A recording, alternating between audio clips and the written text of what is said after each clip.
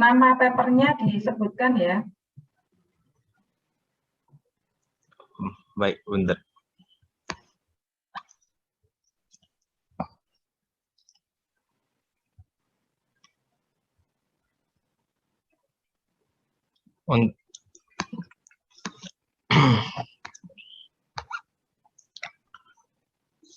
Assalamualaikum warahmatullahi wabarakatuh. Waalaikumsalam warahmatullahi wabarakatuh. Untuk nama papernya Bu, konversi biomasa sebagai sumber energi terbarukan. Nah, papernya dari mana bisa di screenshot? Baik Bu, bentar ya Bu.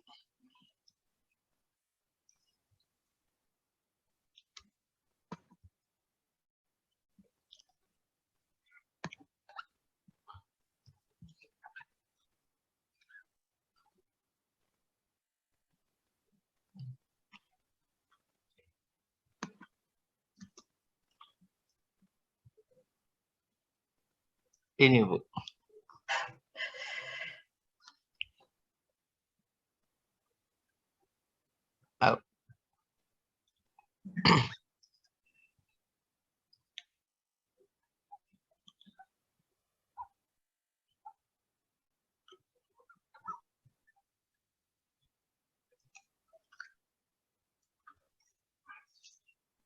Untuk papernya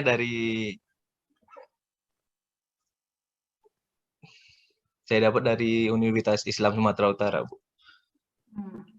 Kita punya Elsevier, kenapa kalian nggak ngambil dari sana?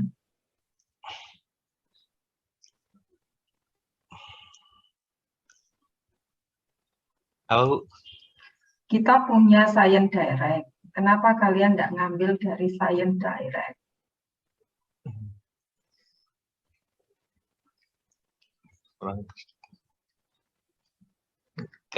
Belum pernah, waktu itu pernah nyoba Bu, tapi saya nggak bisa Bu, jadi nggak. Aduh, sebentar. Ya sudah. Yang lainnya apa juga ngambil dari sumber-sumber yang tidak terpercaya seperti itu. Bukan tidak terpercaya ya. Kalian kalau mau apa ya, belajar itu pada orang yang lebih dari kalian atau yang kurang dari kalian. Ini tanpa ada kita meng-underestimate siapapun loh ya. Pasti kan lebih baik dari kalian kan. Nah, lebih baik di sini kita ambil dari Science Direct karena setidaknya mereka sudah mengalami peer review. Dan kalian juga saat ini sudah berada di lab, sehingga seharusnya sudah sangat-sangat familiar. Mungkin bisa di stop share dulu, karena Ibu nggak mau nanti next-nya kalian ngambil dari paper yang sembarangan seperti itu ya. Bentar. Oke.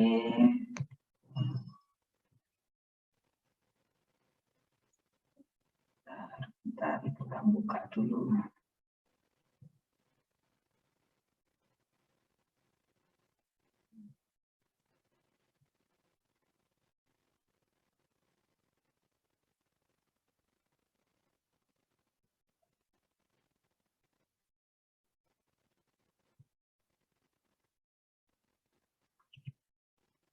Jadi untuk semuanya, ITS itu sudah berlangganan ini dan tidak murah ya. Untuk langganan ke Science Direct itu tidak murah. Ibu yakin baik itu mahasiswa, dosen, ya seluruh sivitas akademika punya hak untuk mengakses yang namanya Science Direct. Selain Science Direct, kita juga punya langganan yang lainnya. At least kalian sudah familiar dengan ini semuanya. Ini kalau kalian akses di kampus tidak perlu untuk sign in, tetapi karena Ibu aksesnya adalah di kampus, di rumah, maka sebentar ini biasanya mungkin ini. Biomass conversion.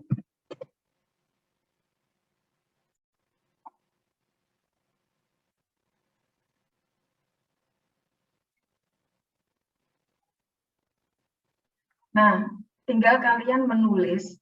Ini kalau belum muncul ininya, ini berarti tidak bisa kalian download. Ya, berarti kalian harus sign in dulu. Ini kok muncul berbeda lagi ya?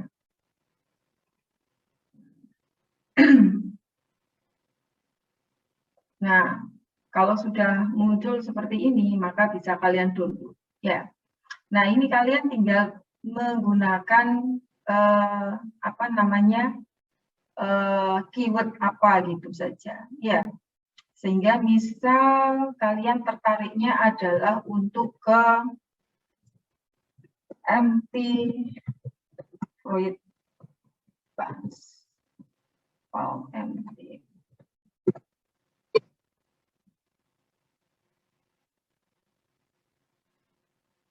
Nah, ini misalnya ada satu paper, sequestration of methylene blue dye from aqueous solution using microwave assisted ya, dragon fruit peel as adsorbent. Ini mungkin seperti tadi microalgae as energy.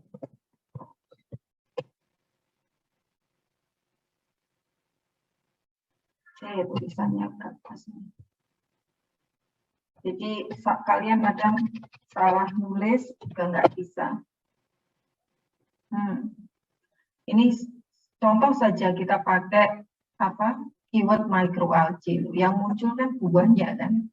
Nah, ini sampai 240 page di sini. Tinggal nanti mana yang akan kalian pilih.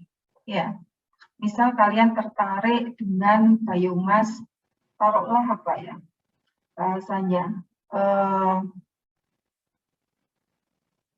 palm. Tadi munculnya palm oil. Tinggal kalian spesifik, misalnya kalau ibu ya banyak main di rice bran ataupun di microalgae. Nah, nanti di sini akan muncul. Kalian pilih yang sesuai dengan topik yang akan kita bicarakan. Ya, ibu berharap bahwa tidak ada lagi yang tidak bisa yang namanya akses ke Science Direct. Ya, sehingga please kalian bisa tanya ke bagian perpustakaan jika kalian sungkan tanya ke teman-teman kalian. Ya, apalagi kalian sudah masuk ke tugas akhir. Maka saat kita melakukan tugas akhir, Ibu tidak ingin kalian tidak bisa yang namanya akses Science Direct. Kita punya bukan hanya di Science Direct, kita juga bisa akses ke IEEE, kalau nggak salah, IEEE. Kemudian kita juga bisa ke, apa itu namanya, Ibu lupa, ada beberapa pilihan. Karena kita langganan bukan hanya di Science Direct. Ya. Tetapi karena Ibu hampir tiap bulan itu review, maka Ibu bisa mengakses semua yang ada di Scopus ataupun di Science Direct tanpa Ibu butuh masuk ke punyanya ITS. Jadi kalau kalian nanti jadi reviewer, itu ada privilege berupa akses sebulan selama kalian nge-review.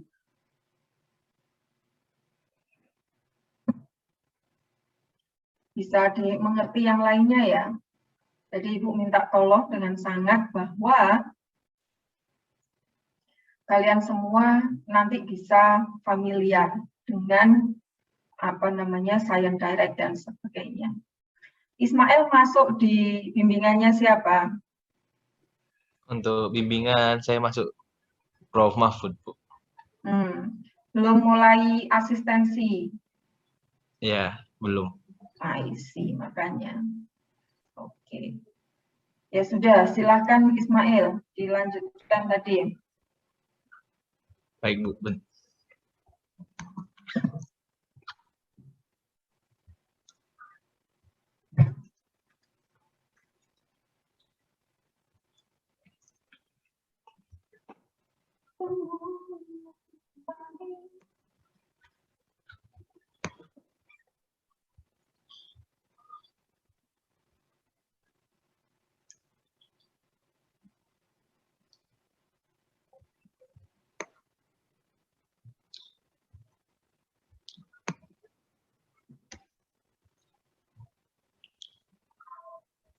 Untuk konversi biomasa sebagai sumber energi terbarukan memiliki potensi. Potensi biomasa di Indonesia yang biasa digunakan sebagai sumber energi memiliki jumlah yang banyak. Pada umumnya, biomasa yang digunakan sebagai bahan bakar ada yang memiliki nilai ekonomis rendah atau merupakan limbah setelah diambil produk primernya.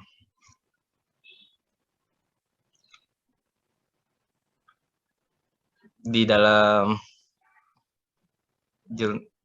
jurnal itu yang saya baca, prinsip dasar pada biomasa dari fotosintesisnya yang memanfaatkan air dan unsur hara dalam tanah serta CO2 dari atmosfer, menghasilkan bahan organik dan memperkuat jaringan daun, bunga, atau buah. Pada saat biomasa diubah menjadi energi, CO2 akan dilepaskan ke atmosfer, yang dalam hal ini siklus CO2 akan menjadi lebih pendek dibandingkan dengan pembakaran minyak bumi atau gas alam. Berarti CO2 yang dihasilkan pada biomasa tidak memiliki efek terhadap keseimbangan CO2 di atmosfer. Kelebihan ini dimanfaatkan untuk mendukung terciptanya energi berkelanjutan.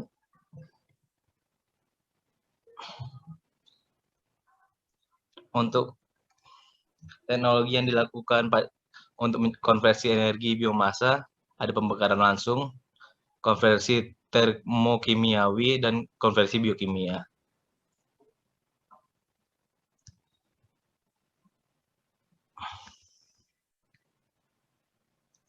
Pemanfaatan energi biomasa ada gasifikasi untuk pembangkit listrik, briket, dan biokimia.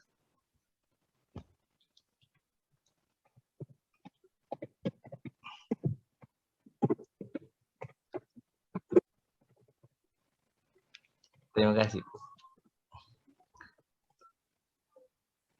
Di My Classroom, seingat Ibu, itu ada beberapa pertanyaan yang Ibu tulis di sana.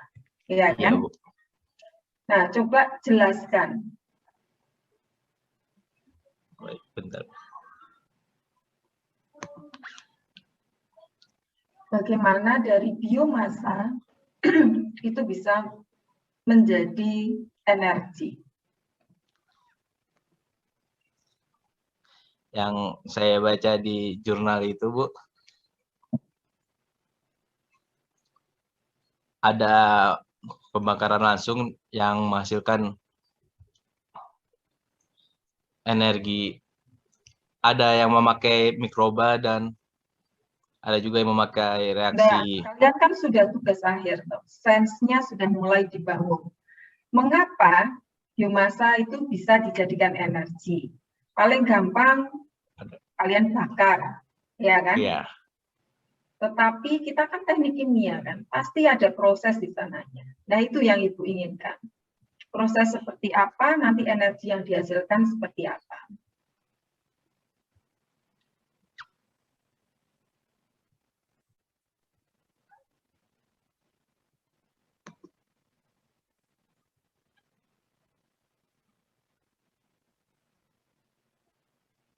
Ini tuh hanya menjelaskan bagaimana tanaman ini bisa dijadikan sebagai sumber energi. Ya kan? Ya, tetapi bentuk energi itu tergantung pada komposisi biomasa. Kalau komposisimu itu hanya lignoselulosik, maka bagaimanapun upaya yang kalian lakukan, maka kalian tidak bisa dikonvert jadi biodiesel. Butuh jenis biomasa yang lainnya yang bisa dikonvert jadi biodiesel.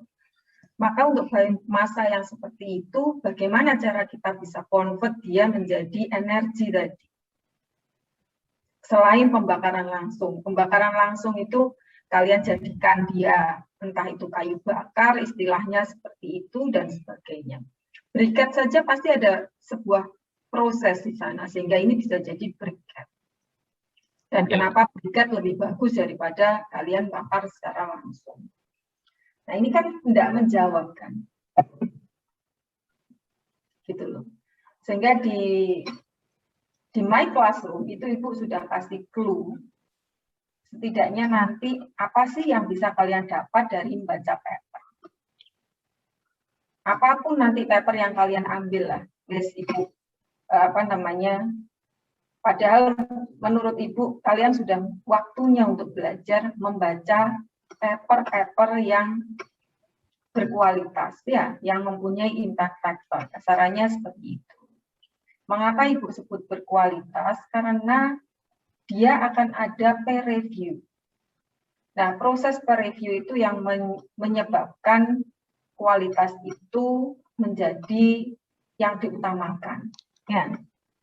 Jadi peer review itu seseorang yang akan nge-review paper kita tanpa orang yang ngirim paper itu tahu siapa yang akan nge-review.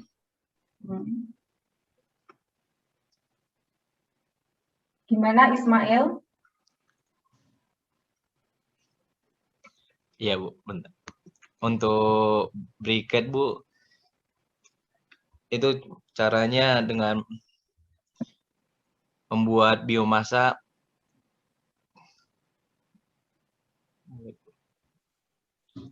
ada yang memakai,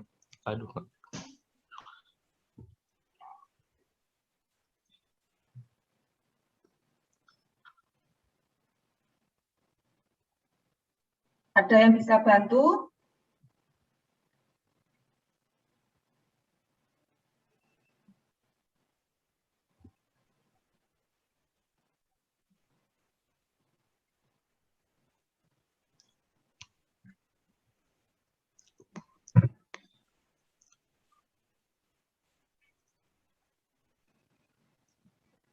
Untuk biokimia Bu, biomasanya itu dipakai dengan cara pengurangan bahan organik atau selulosa menjadi CH4 Bu. Iya caranya, dari selulosa jadi CH4. Bisa dengan cara fermentasi. Iya caranya difermentasi so langsung jadi CH4. Memakai anaerobik. Lah iya, bagaimana bisa nul? Itu Ibu yang inginkan itu prosesnya kalian bisa paham. Iya. Itu yang Ibu perlu dari kalian. Kalian bisa saja sekedar bilang, oh biomasa nanti bisa jadi apa syngas gitu. Terus caranya bagaimana? Dibakar seperti apa? Gitu loh. Apakah dibakar seperti orang membakar kayu seperti itu? Nah itu loh. Karena kalian teknik kimia. Satu saja, nanti ada satu mahasiswa yang memakai pendekatan pakai termokimia. Satu pakai pendekatan lain-lain. Nah itu kan kalian bisa compile seperti itu. Sehingga kalian punya banyak wacana bahwa biomasa ini bisa jadi sumber energi yang berbeda-beda tergantung pada jenis biomasa yang ada. Pada biomasa yang sama, taruhlah lignoselulosik, dia bisa kita ubah jadi bioetanol. Kita bisa ubah dia jadi syngas, ya. Kita bisa ubah dia jadi metan. Kita bisa ubah dia dari briket seperti tadi. Atau kita bisa ubah dia jadi bio-oil. Tetapi ini di tengah ini yang menyebabkan produk ini berbeda-beda. Bahkan kalian bisa menghasilkan berbagai macam produk. Nah, itu yang Ibu inginkan.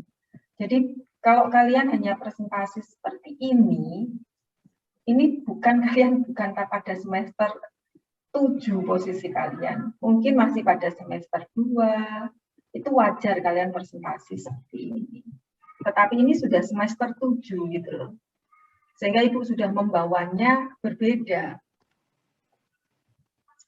Baik, terima kasih Ismail. Semoga next-nya tidak seperti Ila lagi. Semuanya juga Ibu harap tidak seperti itu. Baik, mungkin kita bisa satu lagi dari kalian. Mungkin Ibu akan panggil Imro'atus Nur Mufida.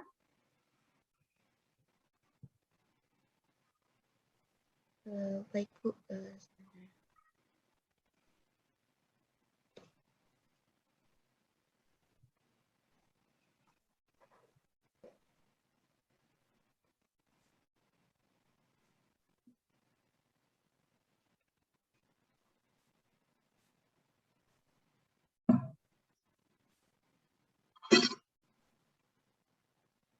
Silakan Ibu sudah multiply untuk share screen-nya. Mungkin mohon maaf ya Bu jika mungkin juga kurang. Ini juga ngambil papernya nggak bisa pakai Science Direct juga. Iya Bu, mungkin saya kemarin baru mencarinya pakai Google Scholar Bu. Berarti semua tidak ada yang tidak semua yang ada di Google Scholar itu bisa kalian akses.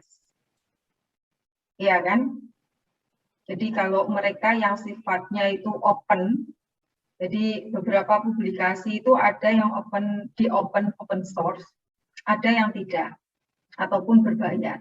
Ya, di open itu proses pembayarannya sudah dibebankan pada yang punya paper. Jadi misalnya Ibu submit ke paper, taruhlah yang namanya Helion. Helion itu open source. Bayarnya juga sangat mahal. Kita hampir 30 juta untuk bayar itu. MPDI itu juga jurnal yang open seperti itu. Open access lah. Sehingga itu bayarnya dibebankan ke kita. Tetapi beberapa paper yang berbayar itu karena server dan apanya ditanggung oleh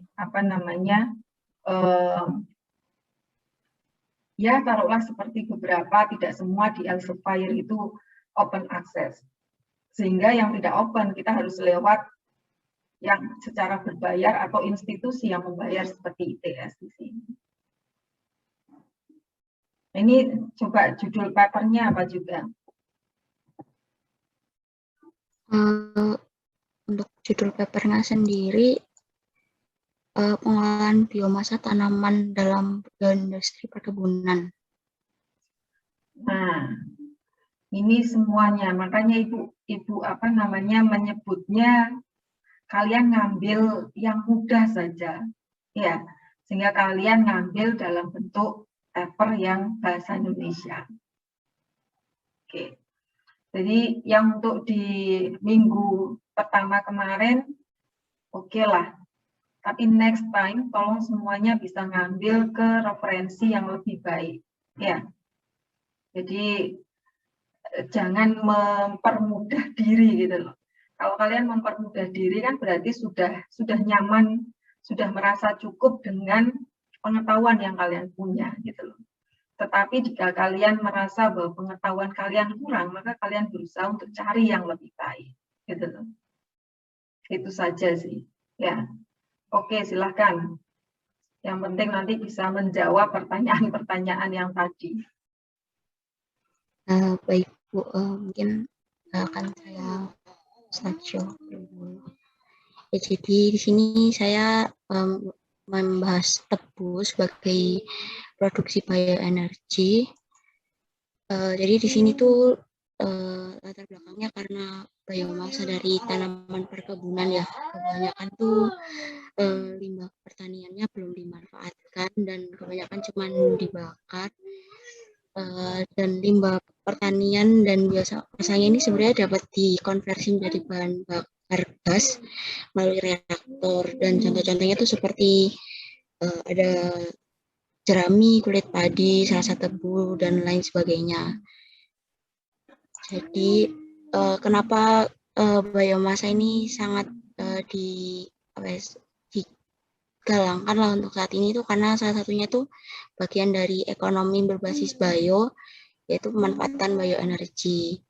Nah, ini untuk pembangkit listrik biasanya dengan mengacu pada kebijakan energi nasional tentang kebijakan peraturan Presiden nomor 5 tahun 2006. Ini menetapkan sasaran penggunaan bahan bakar nabati bisa jadi lebih dari 5% terhadap konsumsi energi pada tahun 2025. Sehingga potensinya ini sangat besar untuk bisa dikembangkan di Indonesia.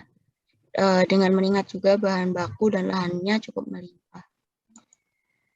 Lalu kenapa tanaman perkebunan ini salah satu yang bisa dimanfaatkan sebagai biomasa itu karena kandungannya itu mengandung bahan-bahan organik tinggi seperti selulosa, hemiselulosa, dan lignin yang memiliki kadar energi. Dan secara teknis limbah biomasa pertanian dan perkebunan ini memiliki lignoselulosa yang tinggi sehingga dapat didegradasi menjadi bentuk sederhana yaitu glukosa di mana sebagai bahan baku bioetanol. Sehingga limbah perkebunan ini menjadi sumber energi alternatif baik menjadi cairan bioetanol maupun diproses gasifikasi menjadi gas. Lalu untuk yang saya bahas di ini biomasa pada tebu ini biasanya tebu ini bagiannya itu untuk batang, daun, dan akar ya untuk yang banyak biomasanya, dan untuk yang paling banyak sendiri menurut tabel ini dari sumber di Jetboon itu paling banyak itu pada batang sekitar 84 sampai 92%, dan kalau diproses itu kebanyakan itu kan jadi bagas dan nira, namun untuk bobot dari bagasnya itu lebih besar gitu, sehingga untuk diubah menjadi bioetanol itu biomasa yang mengandung hemiselulosa dan selulosa yang tinggi kan, sehingga sebenarnya akar yang selulosanya tinggi tapi bobotnya itu rendah, dilihat dari ini cuma 0,09 kilo, sehingga pada tebu itu batang itu menjadi biomasa utama yang selama ini dikenal dengan memanfaatkan dari bagasnya itu. Nah, di sini dilihat dari ketersediaan tebu nasional yang cukup besar ya, makanya tebu ini salah satu biomasa yang potensial menjadi bioenergi itu. Dan umumnya ini digunakan untuk menghidupkan turbin, di mana listrik yang dihasilkan ini untuk menggerakkan mesin processing tebung jadi gula. Dan ampas tebu sebagai limbah pabrik. Limbah pabrik ini salah satu bahan lignoselulosa yang potensial adikan sehingga produksi dan aplikasi bioetanol dari biomasa lignoselulosa termasuk ampas tebu ini masih memiliki berbagai hambatan. Selain dari teknologi, harganya juga masih tinggi sehingga sulit bersaing. Mungkin kalau dari saya ini mungkin untuk prosesnya belum ada karena di papernya juga tidak ada. Mungkin itu. Terima kasih. Terima kasih.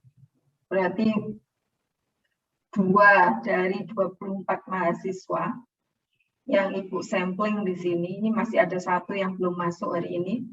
Berarti rata-rata lebih prefer membaca paper bahasa Indonesia, ya. Kemudian sebenarnya yang kedua, saat membaca paper, saat di paper itu tidak ada, kalian bisa mencari di sumber yang lainnya untuk melengkapinya. Oke. Daripada Ibu yang ngasih paper, tanya Marcel, nanti kesusahan loh ya. Makanya Ibu bebaskan kalian untuk nyari paper masing-masing. Baik, terima kasih. Ini nanti masih ada catatan Ibu. Yang pertama adalah kalian masih belum memahami bagaimana proses untuk mengubah dari satu jenis biomasa ke bioenergi seperti itu. Kemudian bioenergi nanti yang dihasilkan itu akan dipengaruhi jenis biomas, proses yang dipilih itu juga belum muncul, ya. Padahal dari uraian yang sudah Ibu tulis di My Classroom itu harapannya kalian secara mandiri bisa mengerti satu tentang proses, ya kan? Satu tentang biomasa, lain halnya adalah tentang berbagai macam energi yang bisa kita hasilkan dari biomasa. Baik, terima kasih. Mungkin Ibu akan lanjutkan stop share screen. Silakan.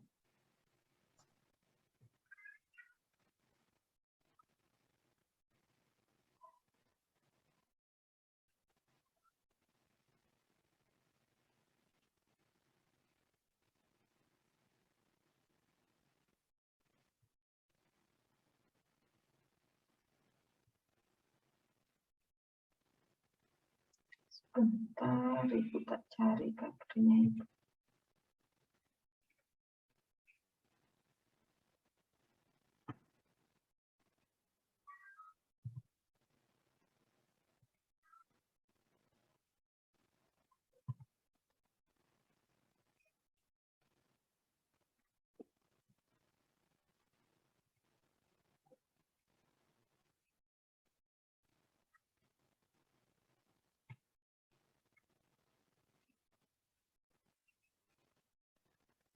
Baik, Ibu akan lanjutkan. Jika di minggu sebelumnya, Ibu sudah menjelaskan garis besar mengenai rice bran biorefinery, yaitu proses pemanfaatan semua komponen yang ada di dalam rice bran untuk menjadi berbagai macam produk. Nah, di sini Ibu akan lanjutkan mengenai algae-based bioenergy terkait dengan application dan co-products-nya. Ini Ibu presentasikan di tahun lalu terkait dengan kerjasama Japan Research di sini, yaitu Asia GRP, seperti itu.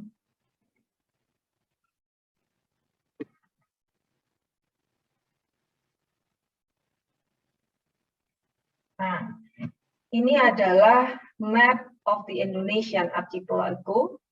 Kalau kalian lihat bahwa teritorial area Indonesia itu mencapai 8.300.000 kilometer persegi, di mana dari total teritori yang ada, land area sendiri itu adalah menempati 23%. Sehingga kalau kita katakan, maka yang bukan land area, yaitu sea ini, ya kan, itu adalah lebih dari 70%. Sehingga kalau kalian masih ingat saat kecil, itu adalah lagu nenek moyangku, ya kan? Berarti apa? Karena ini tadi, kita sudah tahu potensi kita adalah di ini tadi, bukan di land area, ya kan? Maka kalau kalian lihat orang-orang di di suku Bajo atau apa, itu mereka bisa nyelam itu tanpa bantuan apapun hingga beberapa, pokoknya lebih daripada kita, seperti itu. Ini adalah populasi kita saat ini itu mencapai 265 juta jiwa, ya kan? Nah, ini kalau kita bandingkan dengan konsumsi energi Indonesia. Ini Ibu ambil datanya dari Handbook of Energy and Economic Statistics of Indonesia pada tahun 2018. Nah, ini kita pengen mengetahui sebaran energi apa saja sih yang serta kegunaannya apa saja. Nah, ini kalau kita lihat bahwa terbanyak itu masih dalam bentuk fuel. Fuel di sini adalah yang kita sebut sebagai BBM, seperti itu. Ya kan? Kemudian coal itu hanya 10% di sini. Ya kan? Kemudian yang bersumber dari electricity adalah 16,77 hampir 17%, seperti itu. Nah, kalau kalian amati, biomass ini sudah mulai mulai dipertimbangkan karena di sini sudah muncul angka sekitar 7,24%. Nah, ini sebuah ironi karena Indonesia saat ini itu sudah menjadi net importer untuk BBM. Tetapi dari sisi yang lain, coal ini kita masih jadi eksportir. Tapi sayangnya konsumsi dalam negeri yang memanfaatkan coal itu masih relatif rendah. Jadi hampir 80%-nya itu diekspor, hanya sekitar 20% itu yang dikonsumsi sendiri. Umumnya coal ini akan dipakai sebagai power plant. Nah, bagaimana coal bisa jadi power plant? Saya kira kalian bisa memahami, yaitu nanti dengan cara diubah coal ini akan menjadi syngas di sana, ya kan? syngas nanti ini dipakai. Jadi umumnya nek mau proses yang sederhana ya dibakar saja. Kemudian dari hasil pembakaran ini dipakai untuk menghasilkan steam. Ya kan? Ini yang salah satunya, ada berbagai macam cara. Steam ini untuk menjalankan turbin, turbinnya nanti bisa menghasilkan listrik. Ada dengan cara yang lain lagi. Jadi ada beberapa cara bisa kita pakai dari coal ini menjadi power plant. Istilahnya seperti itu. Ya. Nah, ini bisa kalian lihat sebaran energi. Mulai dari coal, fuel, gas, electricity, briquette, LPG, biomass, biogas. Ya. Tetapi mostly masih didominasi oleh fuel. Padahal kita sudah jadi net importer. Ke depan ini mencoba adalah gas bisa diimprove, coal sama biomass ini akan di blending supaya nanti emisi jelek daripada coal ini bisa dikurangi, ditekan dengan adanya penambahan biomass. Selain itu juga untuk mengurangi karena coal ini masuk dalam non-renewable energy. Nah, ini masih disubstitusi dengan adanya biomass di sini. Nah, dari sebaran energi yang ada di Indonesia ini, paling banyak dipakai untuk apa? Ya kan? Paling besar adalah untuk transportation, kalau dilihat di sini. Sehingga bisa mengerti ya, kenapa di lab proses yang atas, itu kebanyakan kita convert dia menjadi, entah itu ke solar dan sebagainya. Karena adalah kita melihat, bahwa semua energi, sebaran energi yang ada di sini mostly itu masih dipakai untuk transportation. Next-nya diikuti untuk industri, ya kan? Karena hampir semua ini biasanya power plant larinya untuk ke industri. Baru next adalah untuk keperluan rumah tangga. Tapi cukup timpang di sini. Ya, berarti masih sangat besar adalah untuk transportation. Mungkin pada tahun 2020-2021 mungkin akan bergeser karena pandemi, transportasi ini berkurang cukup besar seperti itu. Tapi ini adalah jika nanti keadaan normal, maka tidak akan bergeser dari data yang ada di sini. Nah, ini adalah Indonesia Current Energy Condition. Nah, tadi Ibu sampaikan bahwa saat ini Indonesia itu sudah menjadi net importer. Nah, ini kenapa? Ini bisa kalian lihat di sini. Jadi pada gambar ini Ibu ambil dari Ministry of di sini. Jadi dari Kementerian ESDM, kasarannya seperti itu, mengenai data produksi, impor, ekspor, ya kan? Sehingga nanti kita bisa menghitung berapakah import dependency ratio. Ya kan? Nah, kalau melihat di sini, ya kan? Nah, kalian bisa lihat bahwa impor kita itu nilainya masih lebih besar dibanding produksi kita. Oleh karena itu, Ibu sampaikan tadi bahwa kita itu sudah jadi net importer di sini. Nah, kalau terjadi kita di embargo seperti kasusnya Iran, China beberapa tahun yang lalu, mungkin kita hanya bertahan tidak sampai seminggu. Setelah itu pasti akan blackout dan sebagainya. Ya. Nah, maka di sini dikatakan pada tahun 2018 total primary energy production it consists of oil, gas, coal, and renewable energy. Jadi sekitar segini. Ya, produksinya itu mencapai 411,6 juta ton oil equivalent, istilahnya seperti itu. Nah, sekitar 64% atau 261 juta ton ekuivalen minyak dari total produksi ini adalah berasal dari coal dan LNG seperti itu. Nah, selain itu juga Indonesia adalah imported energy. Nah, ini tadi yang Ibu sampaikan. Padahal kebutuhan terbesar itu adalah BBM biasanya untuk ke transportasi. Bisa dimengerti ya? Nah, crude oil production in the last 10 years saw a decline from sekian ya menjadi sekian pada tahun 2018. Sehingga to meet the oil refinery demand, Indonesia is importing crude oil especially from Middle East. Kenapa juga kita Middle East? Karena semua refinery yang ada di Indonesia itu yang sesuai adalah atau didesain based on Middle East crude oil composition seperti itu. Sehingga kalau dari sini kita lihat bahwa Indonesia oil import dependency ini sekitar 35%.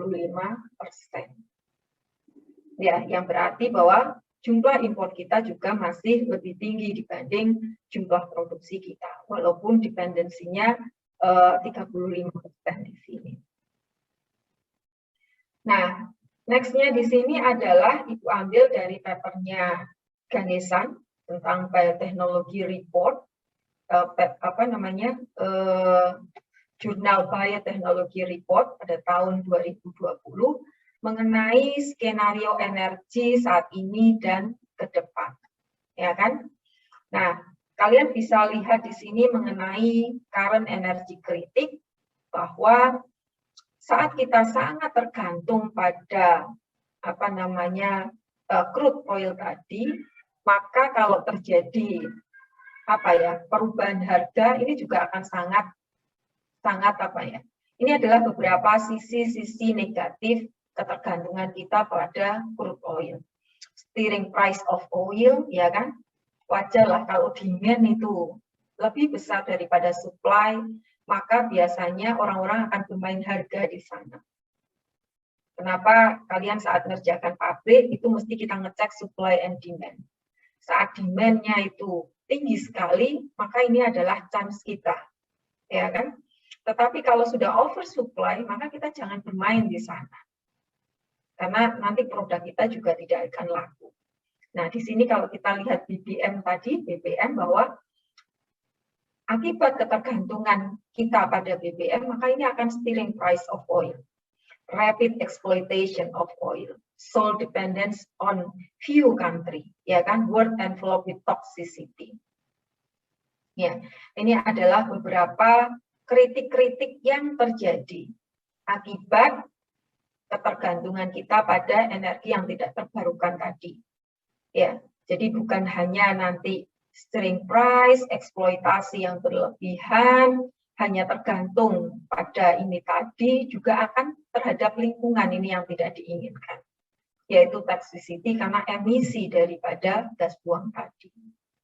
Nah, ini adalah prospect of alternative fuel di sini, ya kan? Harapannya apa? Semua negara itu bisa menghasilkan fuelnya masing-masing.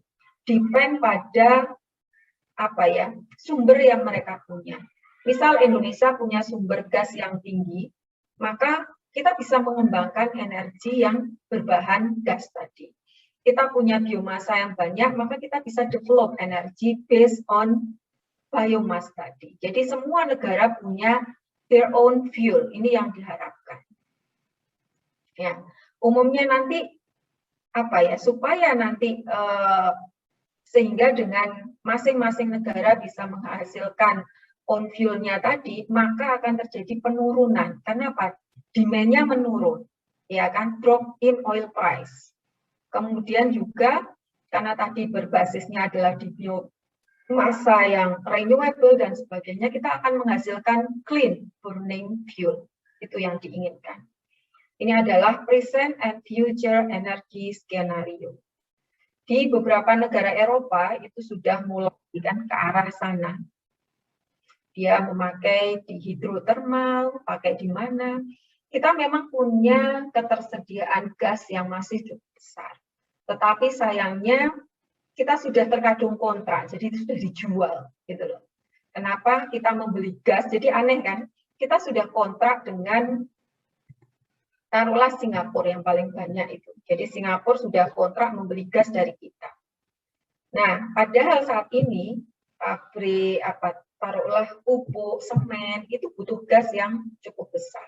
Sehingga kita beli dari Singapura. Itu kan suatu yang ironi. Ya kan? Itu adalah gambaran yang ada di lapangan seperti itu. Nah, oleh karena itu maka di sini kita coba untuk mencari potensi energi terbarukan di Indonesia, ya kan?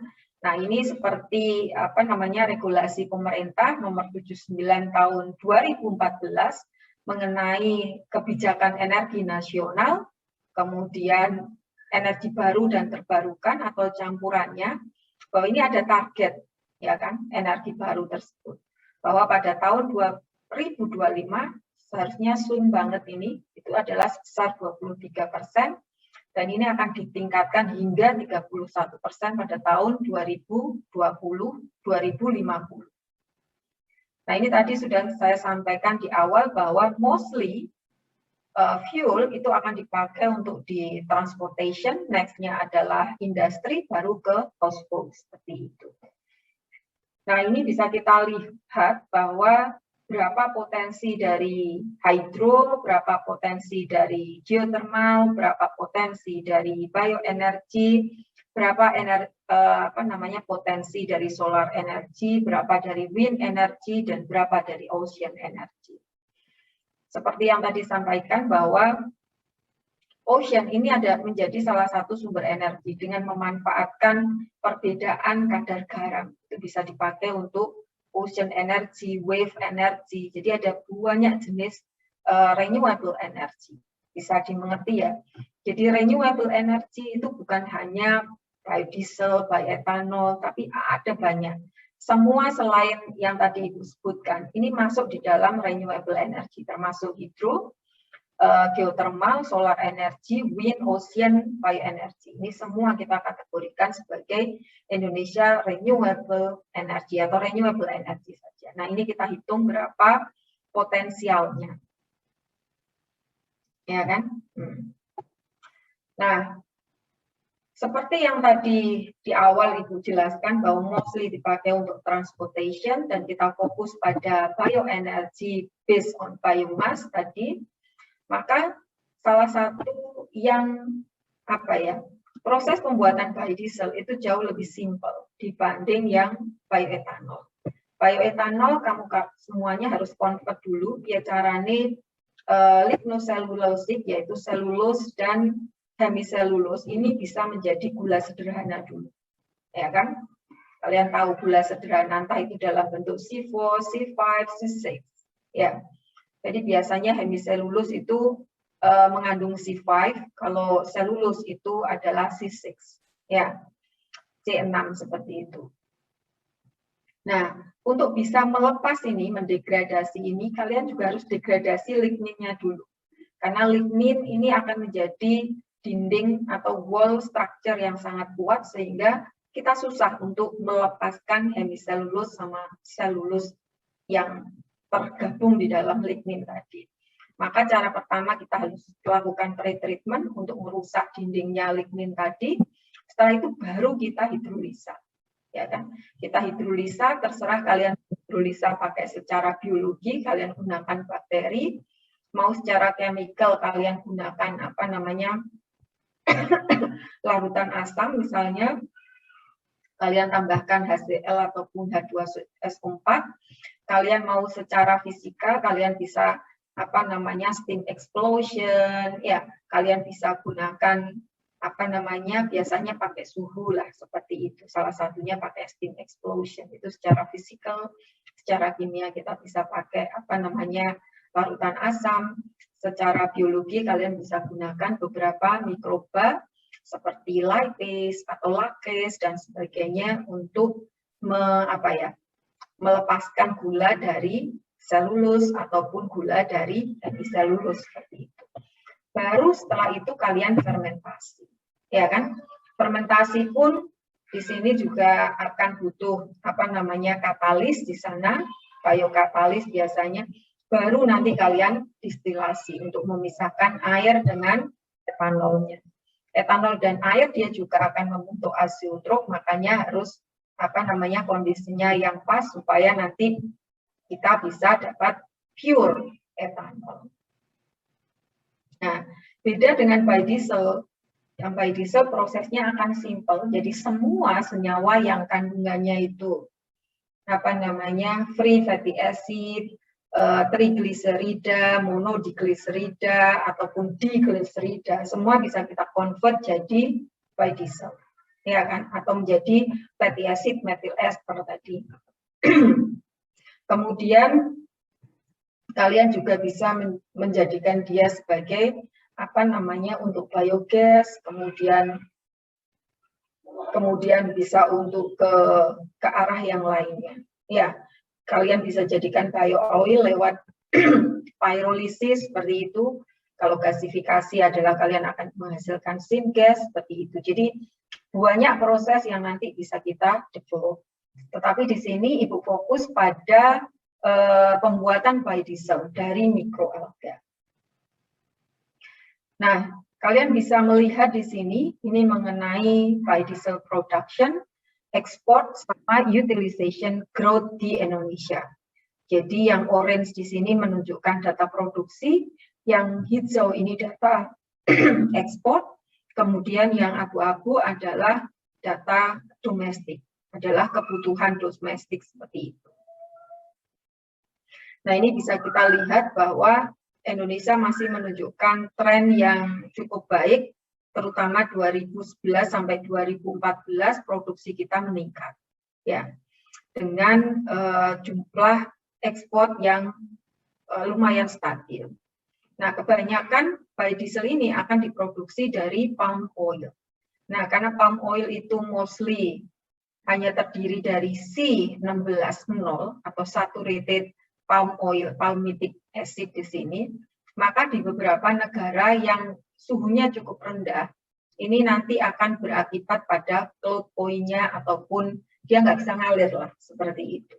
Sehingga perlu ada tambahan beberapa aditif dan sebagainya. Ini yang menyebabkan mungkin ekspor kita tidak terlalu tinggi, apalagi setelah itu jam lumayan ini, baru ini akan naik lagi balik ke semula pada tahun 2018. Ini pun masih temporary data, mungkin sekarang sudah berbeda. Tetapi untuk di dalam negeri ini sudah mulai dinaikkan, walaupun trennya sama pada tahun 2015 sampai 2015 saja yang ini, setelah itu juga naik lagi. Nah, ini semua hanya akan berjalan dengan baik kalau kebijakan pemerintah ke arah ke sana. Selama tidak ada kebijakan pemerintah, maka kita akan nyaman menggunakan bensin, ya, solar, itu akan seperti itu, ya. Sehingga semua yang namanya renewable energy itu sangat tergantung pada policy dimanapun, ya. Bahkan di India itu, jika kalian menggunakan bahan bakar yang sifatnya green, entah itu energi matahari dan sebagainya, itu akan dapat subsidi dari pemerintah. Dan pemerintah juga akan membeli kelebihan energi yang dihasilkan. Nah, next ini yang tadi Ibu ceritakan, bagaimana biodiesel ini bisa dihasilkan. Ya, jadi biodiesel ini adalah salah satu bahan bakar terbarukan yang clean burning diesel replacement that can be used in existing diesel engine without modification. Jadi kelebihan biodiesel ataupun kita sebut ini setara dengan solar, maka kita tidak perlu melakukan modifikasi mesin. Tetapi biasanya di lapangan kalian harus sering membersihkan filternya. Biasanya akan seperti itu. Nah, ini tadi senyawa-senyawa ini tidak ada di dalam lignoselulosic material. Ya, ini adalah kita sebut sebagai minyak kalau kalian bahasa umumnya.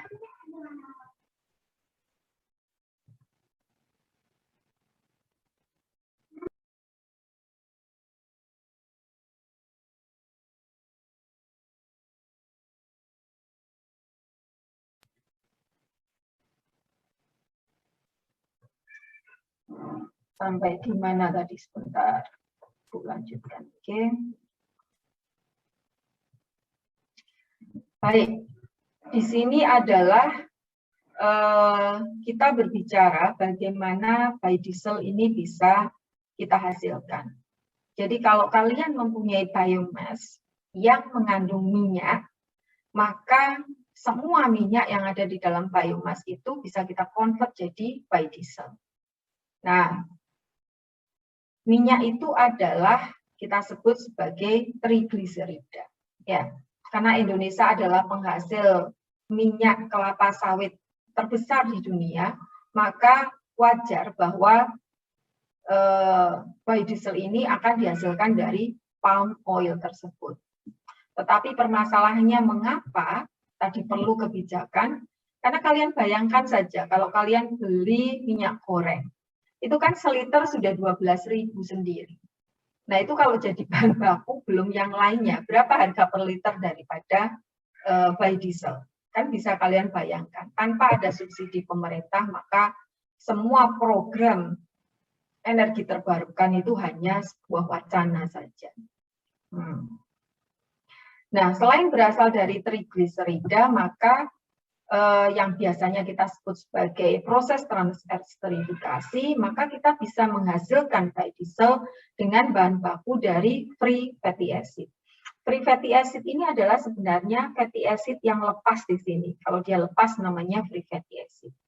Jadi semua senyawa yang dia mengandung free fatty acid, bukan mengandung fatty acid, maka bisa kita convert jadi biodiesel. Walaupun di paper bilang, beberapa paper bilang fosfolipid itu tidak bisa dikonvert jadi biodiesel, tapi kenyataannya kalau kita gunakan crude oil, maka kita akan dapat biodiesel yang lebih banyak. Nah, itu kemungkinan adalah reaksi fatty acid dengan alkohol yang berasal dari fosfolipid ataupun senyawa lainnya yang dia mengandung fatty acid. Karena fatty acid ini bisa binding dengan protein, dia juga bisa binding dengan karbohidrat, ya. Dia juga ada di beberapa senyawa polar yang lainnya seperti itu. Nah, ini reaksi yang umum saja kita bicara. Jadi pada transesterifikasi, katalis yang digunakan adalah biasanya base katalis. Kalian bisa gunakan NaOH, KOH, ya. Kalau yang homogen, yang esterifikasi, katalisnya adalah biasanya asam. Nah, kalau pada proses esterifikasi ini, katalis yang kalian gunakan adalah basa, yang terjadi bukan biodiesel, tetapi soap. Karena yang terjadi adalah saponifikasi. Sedangkan kalau pada proses transesterifikasi, kalian gunakan katalis asam, maka reaksi ini jauh lebih lambat. Sehingga ini menjadi hal yang harus kalian konsiderasi saat pemilihan katalis, jumlah katalis, dan sebagainya. Di sini kalian juga bisa gunakan katalis yang homogen, katalis yang heterogen. Kalian juga bisa gunakan biokatalis, nggak hanya chemical katalis. Beberapa proses kita bisa, misalnya di lab yang kemarin Ibu jelaskan, itu tidak menggunakan katalis, tapi bisa menghasilkan biodiesel karena pada rule of thumb-nya kita bisa gunakan suhu yang lebih tinggi. Ya, kemudian kita bisa memanfaatkan sifat air yang dia bisa jadi katalis asam ataupun basa. Nah, itu semua yang Ibu gunakan di lab supaya kita bisa memproduksi biodiesel yang lebih green, yaitu tidak menggunakan katalis. Nah, next-nya di sini adalah generation biomass derived by biofuel. Jadi biofuel yang bisa kita hasilkan dari biomasa. Nah, ini biasanya ada beberapa generasi, termasuk untuk pembuatan biodiesel itu juga ada beberapa generasi. Jadi kita sebut first generation biofuel, second generation biofuel, and then third generation biofuel. Nah, saat first generation biofuel kita bisa gunakan langsung seperti edible oil tadi ataupun vegetable oil untuk menghasilkan biodiesel, kemudian kita bisa gunakan sugarcane. Intinya ini semua bahan yang mengandung starch. Ini bisa kita produksi bioetanol. Jadi ini tanpa pretreatment, tanpa apapun. Itu adalah kita sebut sebagai first generation biofuel. Nah, kelebihannya yang pasti pertama adalah environmentally friendly, kemudian yang kedua adalah safe to use. Selain itu juga adalah simple reaction involved in biofuel production. For example, kalian gunakan edible oil, tinggal tambahkan katalis sudah jadi biodiesel. Biodiesel tinggal kalian separasi saja antara yang water phase sama yang produk kalian. Maka kalian hanya tambahkan beberapa aditif sudah jadi biodiesel. Jadi very simple. Kemudian tetapi di sini limitation-nya kalian akan compete dengan food supply seperti pada ini tadi. Kalian akan bersaing dengan kebutuhan pakan atau pangan lah, bukan pakan, pangan. Kemudian what will happen kalau ini terjadi pasti apa? Karena demand-nya ini meningkat, maka biasanya harga juga akan meningkat. Itu biasanya. Maka biaya produksi ini juga akan lebih meningkat seperti itu. Ya. Dan kekurangan yang lainnya ini hanya bisa jadi biodiesel, yang ini hanya bisa jadi bioetanol. Ya. Kemudian karena limitation ini, maka beberapa peneliti mengembangkan yang disebut dengan second generation biofuel. Second generation biofuel ini source daripada minyak maupun karbohidrat ini sudah mulai digeser berupa non-edible oil, ya kan? Non-edible oil, sehingga kita nanti tidak akan bersaing dengan ini tadi food supply kalau kita gunakan non-edible. Non-edible oil ini bisa berasal dari jatropha, kemudian minyak bekas dan sebagainya. Ya, kita juga bisa menggunakan municipal solid waste, forest residue dan sebagainya. Sehingga kelebihan daripada second generation biofuel ini kita tidak akan berkompetisi dengan food tadi. Kemudian harga juga akan lebih murah ya dibanding kalau kita gunakan yang edible oil. Kemudian kita juga akan punya bermacam-macam biofuel, bukan hanya biodiesel saja atau bioetanol saja, tetapi kita bisa punya bioetanol, biochar, biooil, syngas, etc. seperti itu. Nah, di sini permasalahannya adalah tanaman-tanaman tanaman lahan yang ini adalah pemanfaatan arable land-nya, ya. Karena ini tanaman yang butuh waktu lama untuk dipanen seperti itu. Kemudian juga karena ini berasal senyawa yang ada sebagai raw material itu macam-macam, maka bukan lagi menjadi simple reaction, tetapi menjadi complex reaction involved in biofuel conversion. Sehingga nanti walaupun kita punya banyak produk, bisa jadi produk ini kualitasnya tidak sebagus di sini, butuh purification atau next step yang cukup panjang di sini. Nah, terutama terkait dengan utilization of arable land, maka peneliti mengembangkan third generation biofuel, di mana sources pada third generation biofuel mostly berasal dari algae. Ya. Nah, kenapa di awal tadi Ibu sebutkan bahwa Indonesia itu terdiri lebih dari 70% itu wilayah perairan. Nah, algae itu termasuk aquatic farm, ya kan, tanaman-tanaman yang tumbuh di lingkungan air.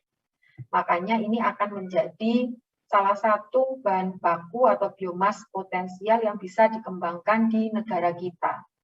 Karena negara kita adalah negara yang sebagian besar adalah berada di wilayah perairan. Either itu makroalgae ataupun mikroalga. Mikroalga itu yang ukurannya kecil-kecil ya. Kalau makroalga itu seperti seaweed, itu yang ukurannya besar-besar. Bahkan ada yang ukurannya beberapa meter untuk makroalgae. Nah, kelebihan daripada makroalgae selain utilization of arable land di sini adalah dia punya higher biomass productivity and oil content. Ya.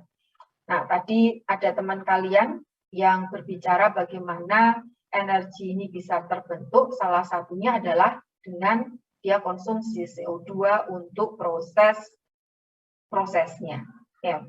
Dan di sini kita bisa memanfaatkan wastewater, ya, dan CO2 untuk menumbuhkan algae. Kemudian kita juga bisa mendapatkan berbagai macam produk, valorization of end product, either itu untuk biofuel ataupun produk yang lainnya.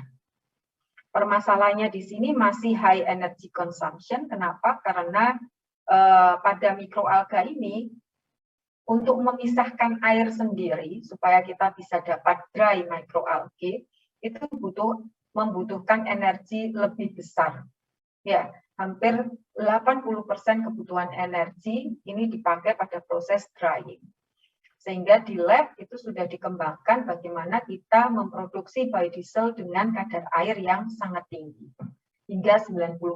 Dan kita cukup berhasil di sana, yield-nya mencapai lebih dari 70%, seperti itu.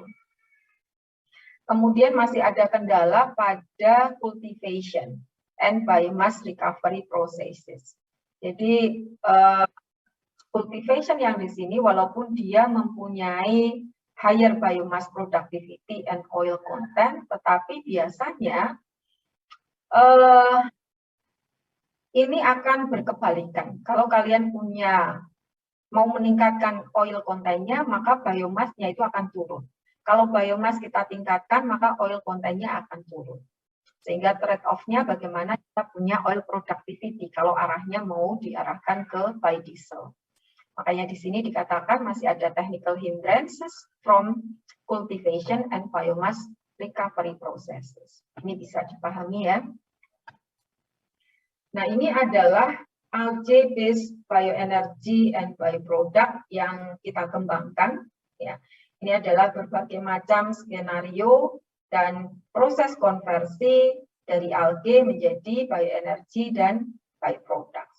Jadi untuk menumbuhkan algae tidak hanya dari sinar matahari dan CO2 supaya nanti tadi Ibu sudah sebutkan bahwa masih ada hindrance pada productivity di sini. Maka untuk meningkatkan tadi kita tambahkan beberapa nutrien. Ya, tetapi nutrien ini kita cari yang lebih murah seperti itu. Sehingga nanti dari sini kita bisa gunakan untuk direct use, ya kan? Karena kalian bisa lihat banyak suplemen-suplemen itu, sehingga ini bisa dipakai untuk human food, animal food, food supplement. Ini bisa direct use. Tinggal nanti dikemas di dalam kalian masukkan di dalam kapsul seperti itu, bisa kalian konsumsi secara langsung.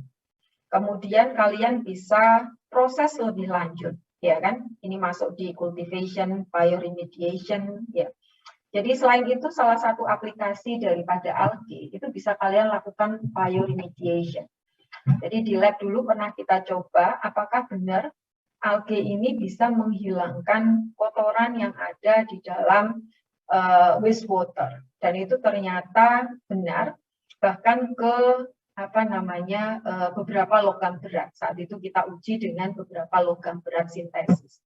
Dan ternyata dia bisa mengabsorb di sana.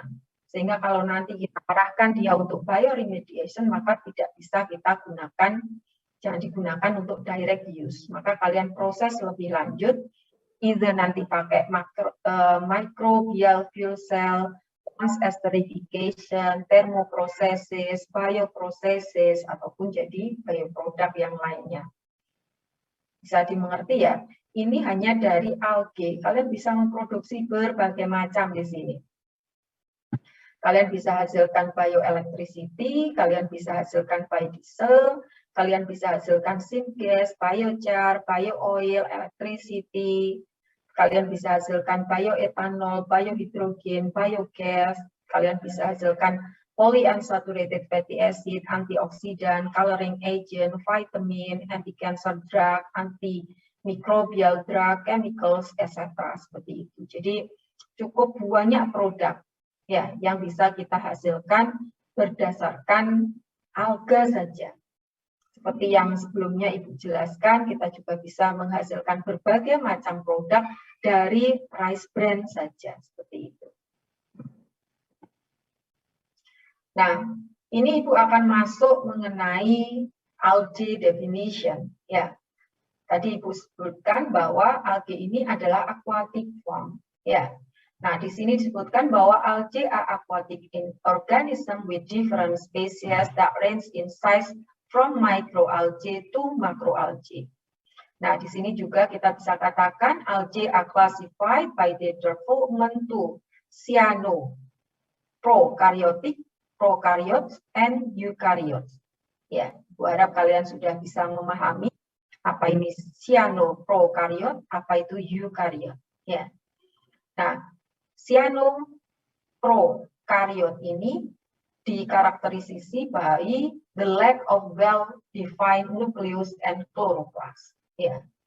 Kemudian eukaryotic alga ini lebih lanjut di pembagiannya didasarkan pada cell wall structure, pigment, and storage product. Itu ada beberapa jenis yang eukaryotik di sini.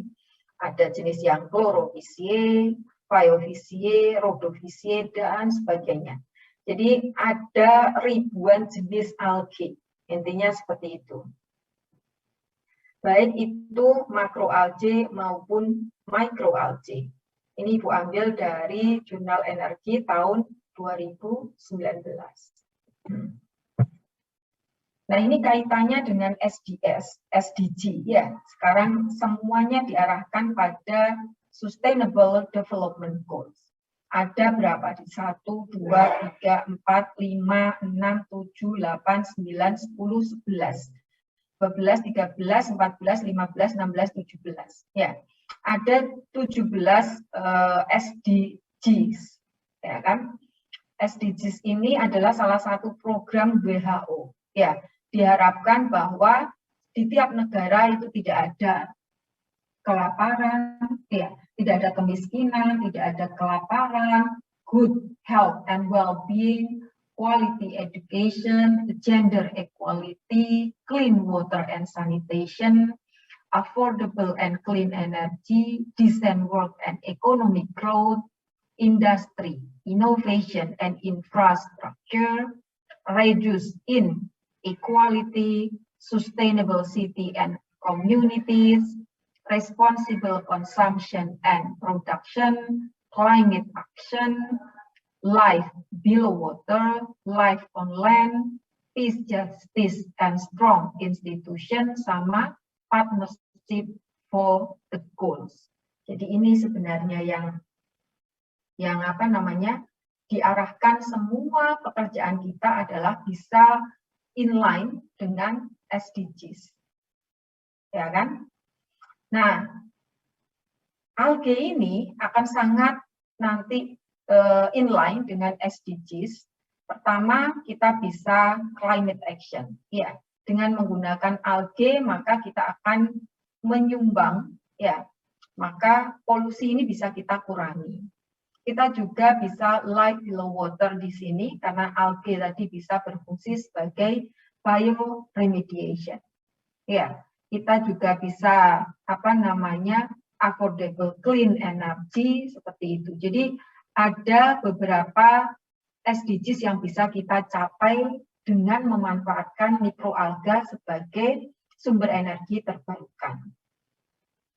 Nah, ini kalau di gambar ini kalian bisa lihat mengenai berapa sih oil yang bisa dihasilkan antara mikroalgae kita bandingkan dengan minyak-minyak yang sudah umum di dunia. Kayak palm oil. Palm oil ini akan menghasilkan 5.950 liter per hektarnya. Ya, dan seterusnya sampai yang terendah di antara yang umum ini adalah soybean oil. Dia akan menghasilkan 446 liter per hektar. Mengapa kalian kalau membeli soybean oil lebih mahal dibanding dengan palm oil? Karena ini tadi. Nah, kalau kalian bandingkan dengan alga, maka alga ini bisa menghasilkan 95.000 liter per hektarnya.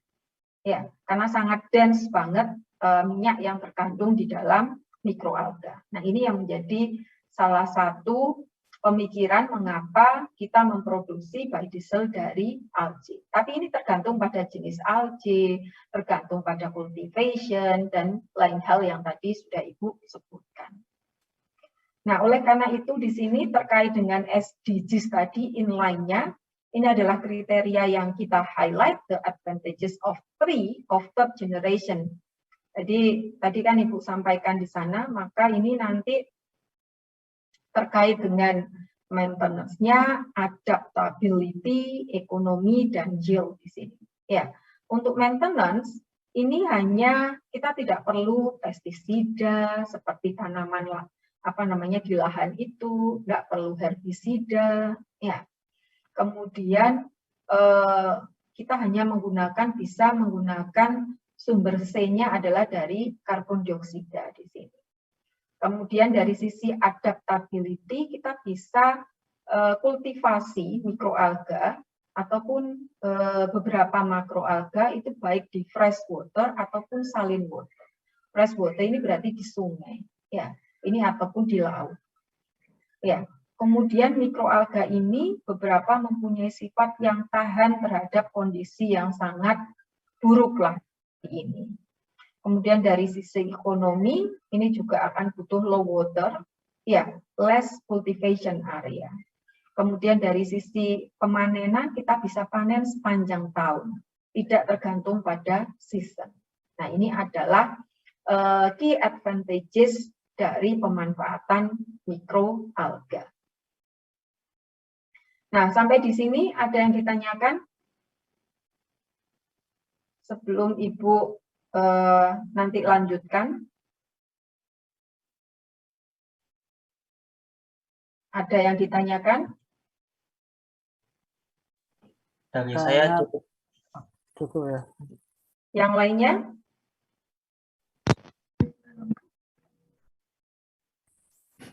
Saya yang bertanya, Bu. Silakan. Jadi dari paper saya kan mengenai makroalgae juga, dan di situ kan disebutin bahwa emang permasalahan tentang cultivation. Nah, sebenarnya kalau dari Ibu sendiri ada nggak sih teknologi yang udah terbarukan mengenai cultivation untuk algae sendiri?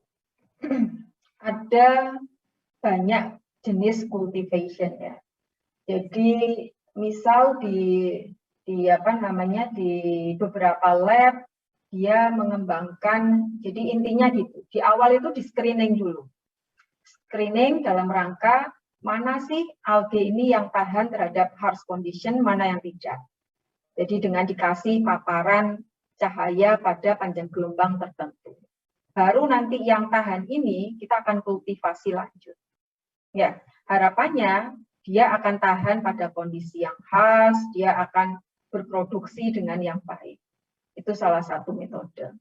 Metode yang lain kalian bisa menggunakan, jadi sebenarnya untuk mikroalga tumbuh, tadi yang seperti Ibu jelaskan, dia hanya butuh CO2, cahaya matahari. CO2 ini sebenarnya untuk carbon source-nya. Nah, carbon source ini bisa kalian tambahkan, biasanya kita sebut sebagai mixotropic cultivation. Jadi kalian bisa tambahkan carbon source dari sumber yang lainnya. Itu yang kita sebut sebagai nutrien. Kalian juga bisa tambahkan nutrisi yang lainnya yang mau mengarah ke produk yang diinginkan. Harapannya nanti dia akan bermetabolisme seperti yang diinginkan. Semisal yang sudah banyak dikerjakan, karena targetnya adalah kita ingin kandungan minyak yang sebanyak mungkin, maka beberapa paper menyebutkan kalau mikroalga ini kita kondisikan pada kondisi yang tidak ideal, misal paparan cahaya yang sangat tinggi, salinitas yang sangat tinggi, defisiensi nitrogen, maka dia cenderung akan memproduksi minyak yang banyak. Tetapi biasanya karena kondisinya yang tidak ideal tadi itu, maka dia akan menghasilkan biomas yang lebih sedikit. Biasanya akan seperti itu. Maka kita kembangkan kondisi yang nanti akan menghasilkan oil productivity yang paling baik. Itu salah duanya. Kemudian kalian bisa mengembangkan metode-metode yang lainnya yang cukup berkembang sekarang. Karena setahu Ibu juga beberapa, walaupun sekarang ada stagnan ya, jadi sekarang itu permasalahannya bukan di kultivasi, tetapi bagaimana menghilangkan air yang cukup banyak. Ukurannya karena kita sebut mikroalgae, ukurannya itu sangat kecil. Jadi kayak bintik-bintik hijau gitu saja semuanya. Sehingga kalau Ibu filter saja, kita filter yang ukuran paling kecil. Jadi filter paper ukuran paling kecil. Tidak bisa kalian gunakan filter paper yang biasanya kalian pakai di lab biasa lembaran, itu tidak bisa. Jadi mesti di lab kita akan order filter paper yang dengan spek tertentu. Sehingga nanti harapannya semua mikroalga itu akan tertahan di sana. Nah, selain itu juga di lab juga kita sudah kembangkan, tadi seperti Ibu sampaikan bahwa kita tidak akan hingga kering mikroalga itu, karena itu akan take time. Jadi di lab itu sudah dikembangkan bagaimana kita bisa menghasilkan biodiesel secara in situ dengan menggunakan wet mikroalga. Jadi sudah ada beberapa teknologi yang dikembangkan supaya proses kultivasi tadi lebih lebih baik. Kultivasi di sini bagaimana kita hasilkan minyak, produktivitas minyak yang tinggi. Yang kedua adalah dari sisi energi. Kita juga sudah kembangkan bagaimana kita bisa memproduksi biodiesel dengan kadar air yang masih tinggi. Karena yang di awal Ibu sudah sebutkan di pertemuan sebelumnya, bagaimana kita bisa mengembangkan non-catalytic biodiesel production yang tidak tergantung pada kadar air dan kadar FFA. Itu yang kita inginkan. Ada lagi yang ditanyakan? Sudah cukup, Bu. Terima kasih. Yang lainnya? Ini Ibu hanya menerangkan dari sisi bagaimana alge bisa jadi biodiesel saja. Ibu belum menjelaskan bagaimana alge bisa menjadi byproduct yang lainnya. Ya, seperti dia jadi sumber pigmen karena kloroplas tadi, ya, dia bisa jadi sumber antioksidan karena beberapa senyawa antioksidan yang ada di dalamnya. Dia bisa jadi sumber, jadi antioksidan nanti biasanya kita pakai untuk anti kanker dan sebagainya. Ya.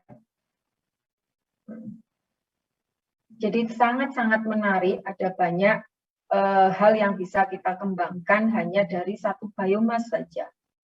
Di Ibu biasanya ada algae, kemudian ada rice bran itu masih sekarang. Algae kemarin ini karena ini butuh kalau kita belum bisa nge-lab yang fully, kalau Ibu mau pakai algae ini maka agak sedikit susah. Pasti kita hanya dapat data kultivasi saja sampai belum ke yang lainnya. Karena ini akan butuh effort yang jauh lebih banyak. Karena kita sampai numbuhkan, kemudian kita harvest, baru kita proses. Itu kan di lab biasanya seperti itu.